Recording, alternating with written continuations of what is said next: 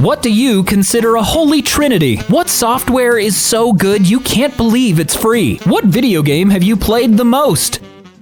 Unfortunately, my most played game is Gmod with almost 326 hours. The Civilization series for sure. I'm honestly surprised Civ isn't higher in my list of most played games, but I guess not. Age of Empires 2, on and off for 20 years. The Sims, because I'm garbage. You're not garbage, you're just sad. That might be mean, I'm sorry. Old school RuneScape, probably overall. Although there's a lot of hours in Halo and Destiny. Mountain Blade Warband. Minecraft. Okay, if I'm being honest, if Minecraft tracked hours played, it would probably be Minecraft as my top played game. Super Mario Bros. 3. It does have really good replayability. What is the best comeback that works against all insults? Anytime my mom would get called names or insulted, she shrugged and just say, everybody's gotta be something. Once I saw a AITA post where a bride was jealous of a guest because she was too beautiful and stole her day, even if she was perfectly elegant, and she was insulting her. The bride told her, so next time, can I come to your wedding in a wedding gown? The guest replied, if you think it'll help. And I found that epic. I bet that sounded a lot cooler in your head. That sounds like something you would say. Well, I guess what everyone says about you is true. My dad told me to say this, and the typical bully type will generally go crazy thinking everyone talks about them behind their back. Pull my earbuds out with a confused expression and ask, what? I found out just asking why and putting them in a position to explain their insult, which didn't have much thought behind it, works well. Earnestly ask them if they are okay, and basically takes all the wind out of their sails. They want to get a rise out of you, and responding like this doesn't give them the satisfaction. Big fan of the pause for a beat, deadpan, and then some variation / combo of, you done? Feel better now? Got that one out of your system? Just that pause and a little bit of patronizing tone while dismissing the childlike behavior usually does more to the ego than a counter insult.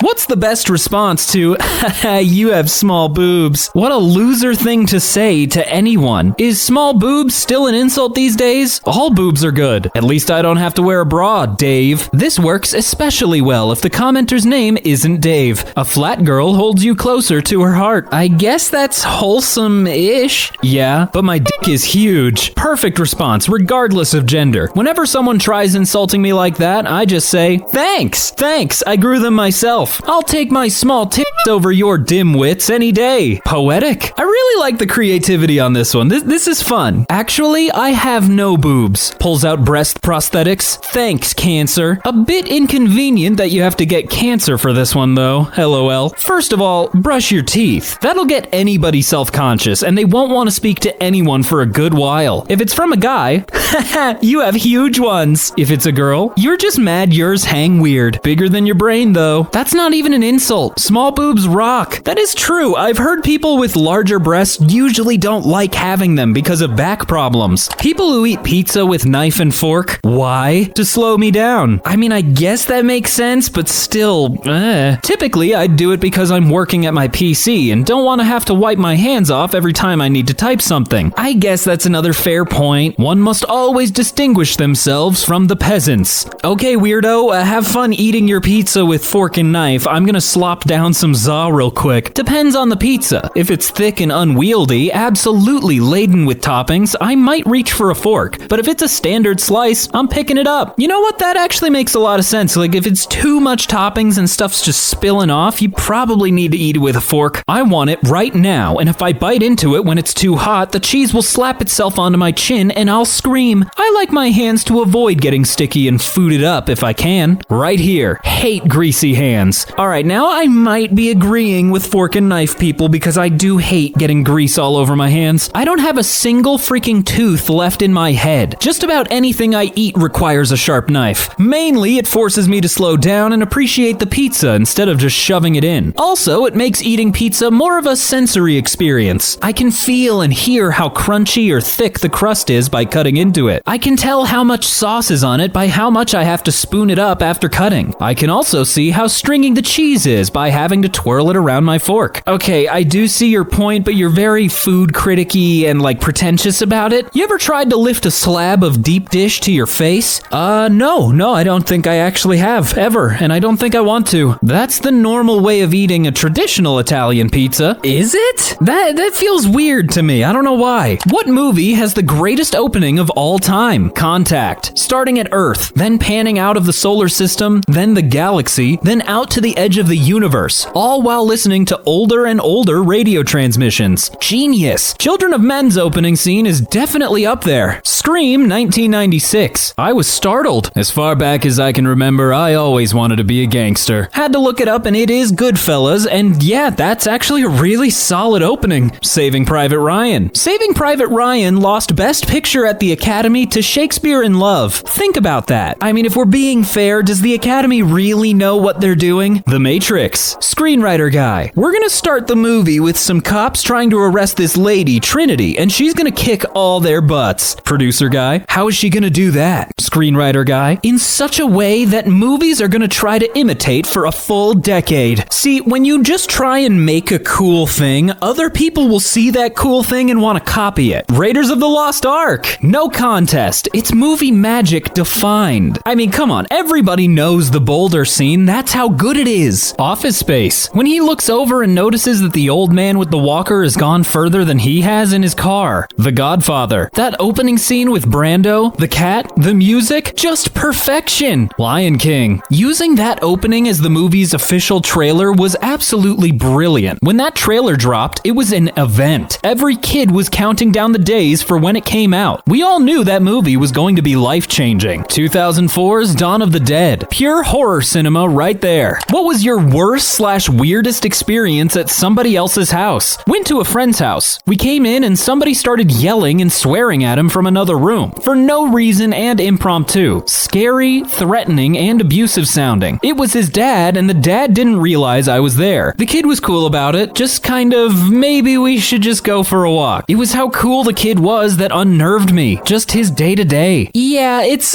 kind of a bummer getting a window into somebody's life like that. In college, I went to this girl's house during a free period with 6 or 7 friends. We arrive and she opens the door, says hello to her father, and immediately strips down to her bra and panties in the living room. We spent 45 minutes hanging out with her and her dad, and the whole time she's walking around in basically nothing. I asked her dad about it at a different time, and he nonchalantly says she's always done this and acted like it was a completely normal thing to do. Also, bonus points for her goth friend who sat there playing with a knife the whole time. I would be out of there so quickly, just the uncomfortable vibe I get from that is no good. Stayed at my friend's house one time and found out her family only uses red light bulbs in their house because an astrologer told them to do so. Definitely strange, but I understand the want to do that because I think regular yellow or white light bulbs do kind of give off a lot more light pollution, but at the same time, you're at your house, you're not in a dark zone, so At someone's birthday party at her house, she divided us into groups and made us write songs about her.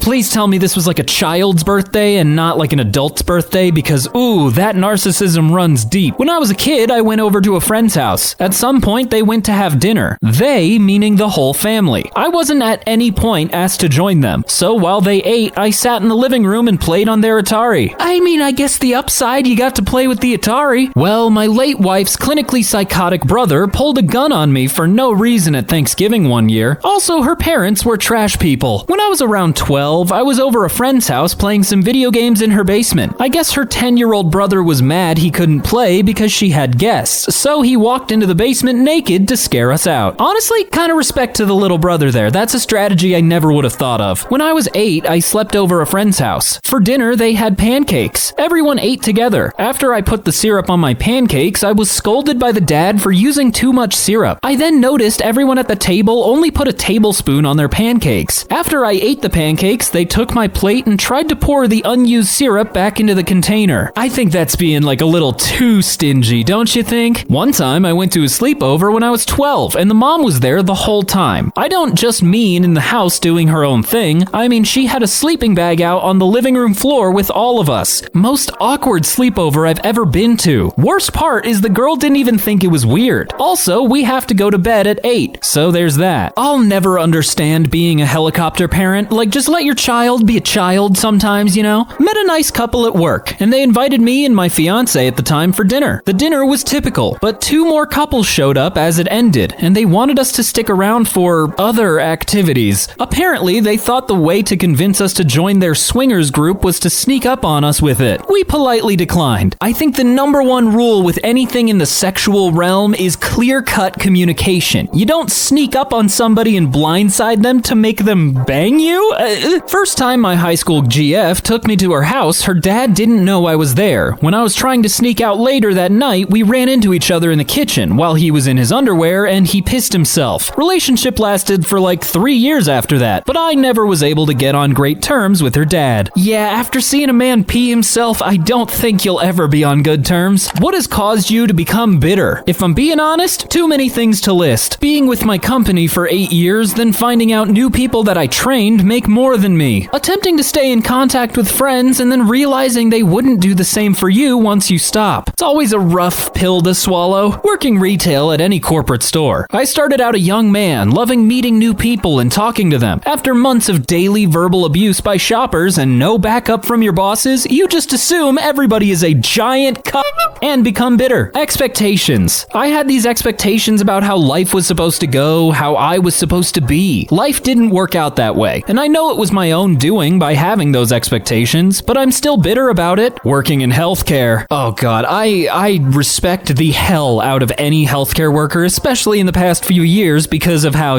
people weren't listening to them. Aging and realizing that good, kind people suffer and die far more often than the shitheads of the world. Seeing too many bad things happen to people who are too good for this. Also seeing too many people get away with really bad things, and others not even seeking to get a chance for something good. After realizing that hard work is not fairly rewarded, someone else who is lazier and or less competent can get something that you wanted/deserved, and there's nothing you can do about it. Gotta love that free and fair market people keep talking about. It's so fair and so awesome, showing kindness and in turn being treated like a stepping stone for someone's ego. Realizing my childhood trauma left me unable to form meaningful relationships, and now I have to invest a ton of money and time to maybe achieve some sort of progress and peace. I envy people who grew up with loving parents and have the confidence to choose good friends, partners, and look at life with hope. Working full-time and interacting with the general public. People are freaking stupid, man. If you want to learn just how dumb the common person is, go work a fast food job. You will hear some of the dumbest things possible. What song over 8 minutes long is a 10 out of 10? I don't listen to many long songs because my attention span is just destroyed. Echoes, Pink Floyd. Right into. I do hear Tool is really good. I haven't gotten around. The answer I always give for these questions. Rhapsody in Blue. Yes, Roundabout. Is that a JoJo reference? Disintegration by The Cure. Albuquerque by Weird Al. Chloe Dancer / Crown of Thorns. Mother Love Bone. The Court of the Crimson King by King Crimson. Is that another JoJo reference? Maggot Brain by Funkadelic. I'm sorry, what did you call me? David Bowie, Station to Station. What sucks when you get married? Ideally your wife. Your spouse's family problems become yours. Don't worry, you still have your own family problems too. Having to deal with in-laws who don't play nice with others. Gotta love those family gatherings. Not being on the same level of dishwasher organization. Oddly, I understand this 100%, and oh god, a new fear is unlocked. Having to decide what to eat every night for the rest of your life while trying to accommodate the other. Or if you're normal people, you can choose to eat what you want. Restaurant leftovers not still being in the fridge where you left them. I've been married 29 years and I absolutely adore my wife, but sometimes the compromises aren't great. We do it out of love and devotion, but once in a while it sucks. Anything from going to family gatherings to what to watch on TV to home decorating. We each have our own hobbies and interests, so compromise is essential to a good marriage. If you're young, having all the extended family bug you about when you're going to have kids. People just seem to forget that other people might not want to have kids. What's the best thing about being single? Personally, I'm starting to forget the good aspects. I can eat whatever I want for dinner. I don't have to consider anyone else's opinions. I can plan out whatever I want. You can leave family functions on your own terms. Peace and quiet. Sounds like you've just had bad partners before. Loads of things. Mostly around being able to act exclusively for your own betterment without having to consider anyone else. I think this is good advice, but also it just comes off really selfish. I don't know why. That you can do whatever TF you want without having to answer to anyone. Of all the perks, I think the best one has to be getting the bed all to myself. I'm not even in a relationship, but I don't even get that. Mostly because my dog likes to lay horizontal and just take up the entire space. Not living in fear that my relationship will fall apart. Knowing exactly what to expect when you come home and open the front door. Unless you live with roommates, because that's, I don't know, sharing a space. Not having to check in with anyone. The absolute freedom. Not being a slave to someone else's emotional state. This really just makes it sound like you've never loved a partner. What is your view on construction workers taking a dump in your bathroom while they're on the job in your house? Who cares? It's a toilet. People need to go. Why does it matter? Better than them doing it in one of the other rooms, that's for sure. That's what the bathroom is for. Where the hell else are they gonna go? As long as they flush, obviously they can. As a lifelong construction worker, I assure you that's the last thing any of us want to do, and we'll do just about anything to avoid it. Oh, is that the case? Then I better see some diapers when you're coming into my house, okay, mister? What kind of question is this? Should I tell them they need to shit in the backyard with my dog? Obviously, if they need to go, they should use the bathroom. As long as I can be part of the turbo team, I'm cool with it. I'm sorry, the what now? What kind of entitled scumbag would forbid tradesmen from using the restroom? Unfortunately, I can think of quite a few people. Oh, yuck! What's next? Peeing at the office? Lunch breaks? Honestly, you'd think these blue collars were people or something. That's where people in my house take a dump. I would sure hope so. If they ask, I will always say yes. Now that brings an interesting angle to it. If they don't ask, that's where it's like a little rude of them, but it's still a bathroom. Just go when you need, you know? Unless the company supplies a porta potty for the workers, like for a long-term job, it would be bizarre to deny them restroom privileges. Why not? If they're working to improve your home, treat them with hospitality. Offer sandwiches, cookies, and cold water too. Are they unworthy to shit in your shitter? I only let A5 grade Wagyu poops that land perfectly in the middle of the bowl to grace my toilet. Would you rather they squat in your yard? No, the neighbor's yard. How do you work 40 plus hours per week without dying? You see, now that's the secret.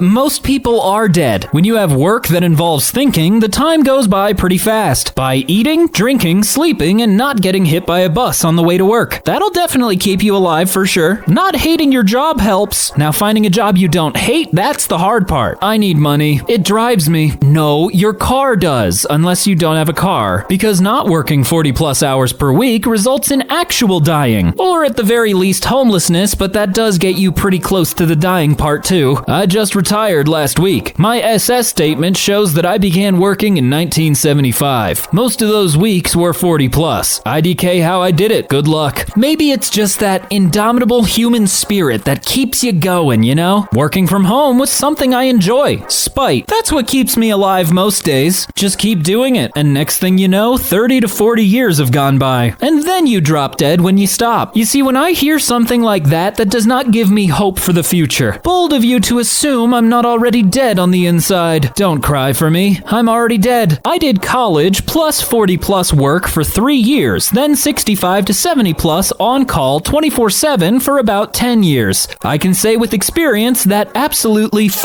that. It's just not worth the money to give up that much of your free time and your life, exercise, and eat well. I mean, I guess I'll try. What seems harmless but is actually incredibly dangerous? Having a loose animal in the car. A safety instructor once told me doctors had to dig dog bones out of a person after it got between them and an airbag. Oh, that's terrible. That's awful. I didn't want to read that. Pool covers. It's like being wrapped in a bedsheet underwater. You can't get free and you cannot scream for help. Once you're in, the only way to get out is to be incredibly lucky and get free, or have faith that someone saw or heard you fall in and hope that they get you in time. It's a lengthy, terrifying death that's completely avoidable. Putting your feet on car dashboard. I guess in the event of a car accident, then yeah, it could be very dangerous. A patch of calm, smooth ocean before sections that look rough. It's for weird events like that make the ocean terrifying to me, that it can be so evenly still and calm and then just kill you. Tired driving is as dangerous as drinking and driving.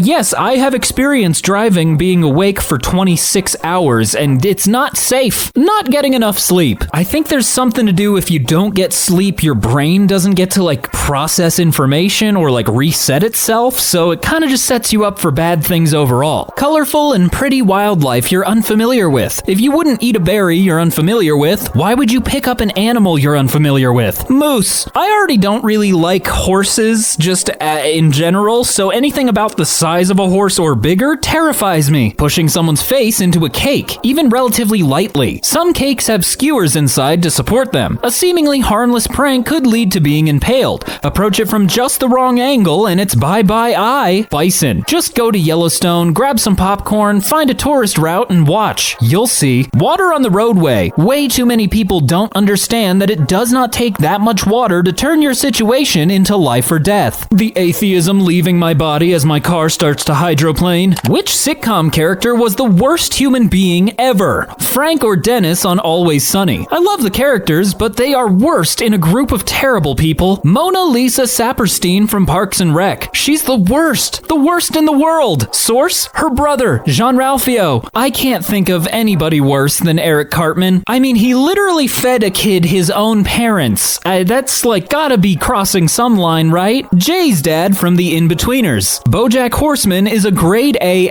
hole, but that's kind of the point. Peter Griffin is genuinely a terrible person, and I'm convinced his exploits are supported by Lois' parents secretly giving them loads of money. Or maybe, hang on, hear me out here, it's a cartoon? It's a cartoon? Pierce Hawthorne. No additional comments. None needed. Mallory Archer. She was a terrible mother and straight up horrible boss. Not to mention greedy AF and self-centered. Nobody in the show is a good person, LOL, but I think she's the worst. Marie in Everyone Loves Raymond. I've always said that with a few small cuts, a musical change here and there, and the complete removal of the laugh track, and you could turn that show into a terrifyingly accurate psychological horror story about what it's like living in a family ruled by a malignant narcissist. I've enjoyed hating characters in shows before, but sweet Jesus, that character makes my skin crawl. Lucille Bluth from Arrested Development. She's great. Terrible person, but oh god, love her. Malcolm from Malcolm in the Middle. Dude tried to go 1 week without being an a-hole, and it went so against his nature, he started coughing blood. I loved that little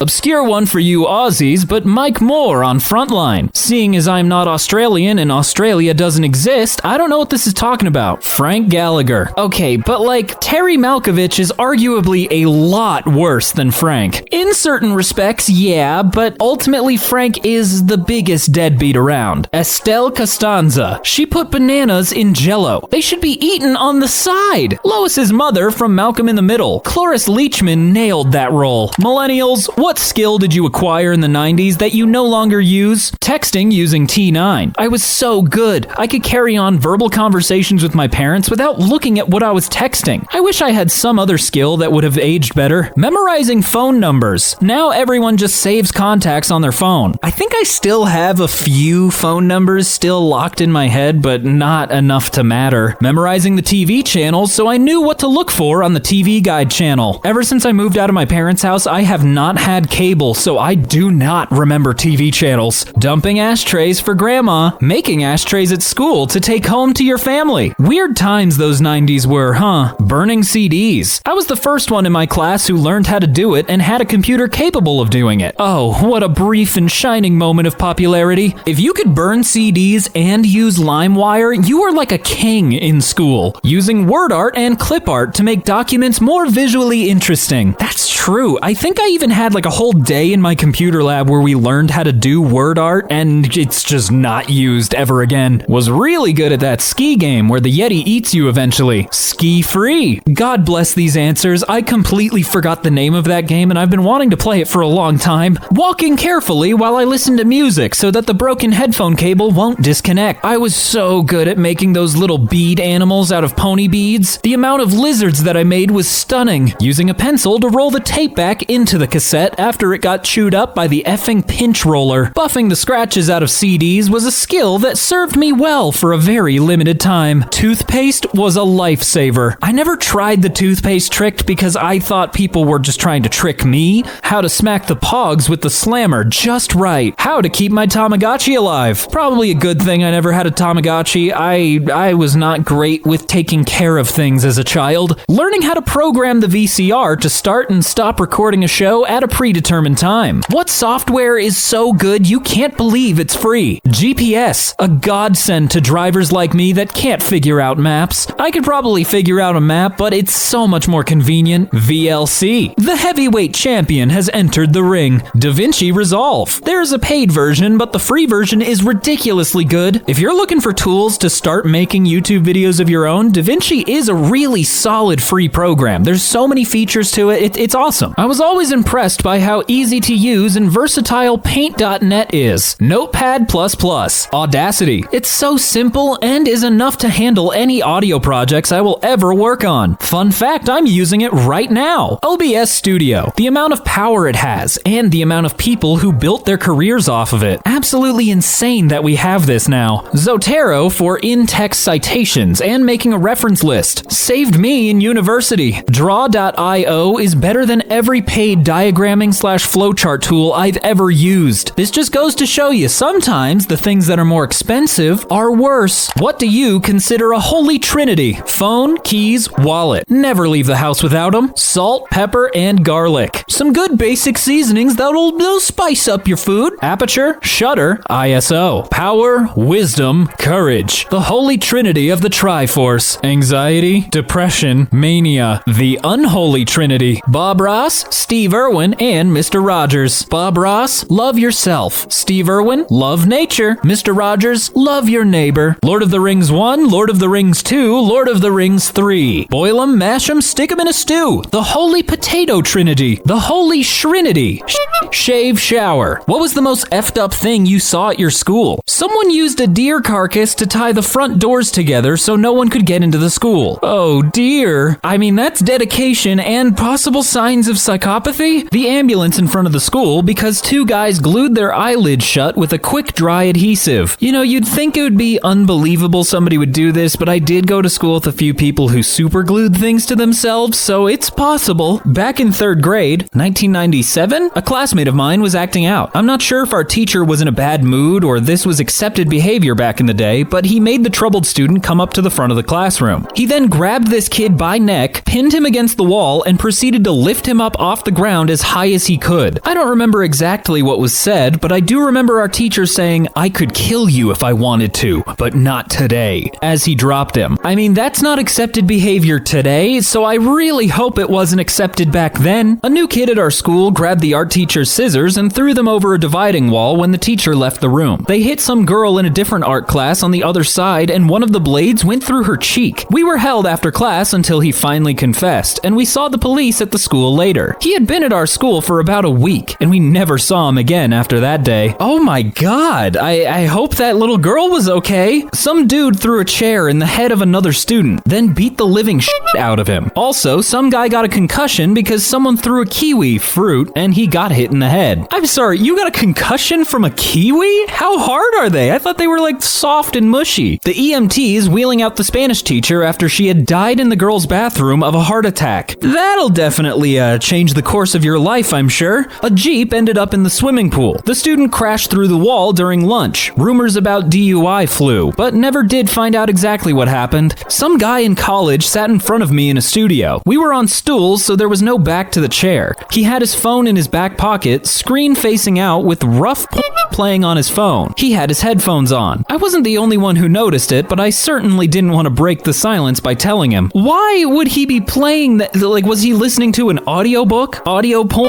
We had a teammate drop dead mid-run during basketball practice in 8th grade. It turned out he had an undiagnosed heart defect and he just had a sudden heart attack with no warnings. Oh, yeah, that's awful. So glad I learned that. There was a kid I knew. I don't know how or why, or if it was his dad's or grandpa, but the fucker brought a grenade to school to show me. It was when we were leaving school, guy just opens his backpack and lets me take a look, and sure enough, it was there. I guess good on him for not taking it out during school, but still still not cool to have that at school. In grade 2, my teacher made all students step on a child as they walked into class because he left his lunchbox on the steps in front of the class. This child was mixed race, and this was in the 80s and in apartheid South Africa. Those who refused got hit with a cane for not listening to their teacher. Supremely messed up, and I will never forget it. She was fired a year or two later for various messed up things. What song makes you feel like an unstoppable badass every time you listen to it? Mike Gordon, Doom. The only thing they fear is you. I'll make a man out of you from Mulan. No shame? This is on my running playlist. I mean, you're lying to yourself if you don't think that song is like just a great pump-up song. The Ultimate Warrior's entrance music. Pretty sure I could have personally captured Saddam if I had that on repeat. Sabotage by Beastie Boys. Till I Collapse by Eminem. Invincible by Tool. Barracuda! Don't Stop Me Now by Queen. When I listen to it, I really am having such a good time. All My Life by Foo Fighters. Uprising by Muse. For Whom the Bell Tolls by Metallica. I mean, of course anything metal's gonna make you feel badass.